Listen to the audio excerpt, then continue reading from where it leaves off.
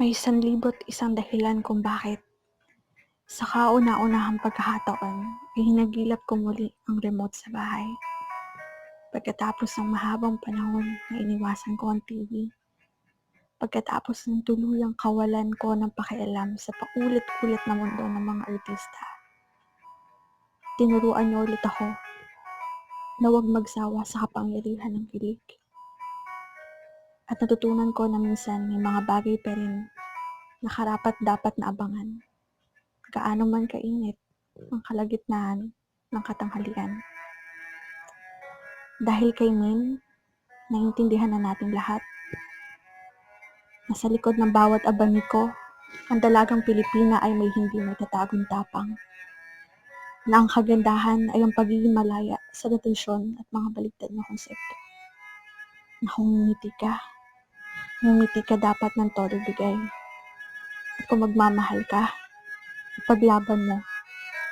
Kahit na parang hindi nauubos ang kontrabida sa mundo. Dahil laging may pag-asa sa susunod na kabanata. Baka bukas, payagan ka na nilang lumigaya.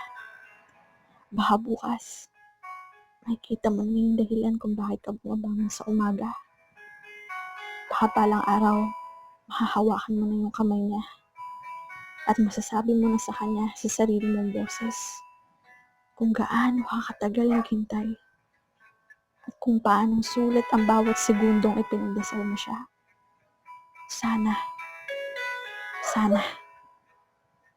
Dahil kay Alden, kaya na natin ulit maniwala sa pangakong panghabang buhay. Kaya na natin ulit ipaglaban ng mga bagay na akala natin matagal na nating isinuko. Alam na natin ngayon na ang pag-ibig kaya kang sugatan. Pero kaya mong sumuntok pabalik. Hindi pa tapos hanggat di ka sumusuko. Kahit nakagapos ka, kahit iniwan ka ng sa gitna ng bingi, kahit nalulunod ka sa tagaktak ng luha at walang, kahit di mo man lang siya masilayan, kahit na pinipilit ka nilang magbayad ng halos katumbas na ng buhay mo. Dahil sa totoo lang, ang pagmamahal kadalasan may presyo. Pero ang hindi natitinag ang pananali, ang mga tunay na milyonaryo.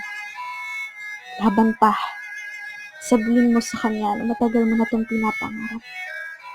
Ngumiti ka ng walang kasintamis, habang hinahamak mo lahat ng hirap. Malapit ka na umuwi sa kanyang mga yakap. Babait din ang tadhana sa ating balang araw.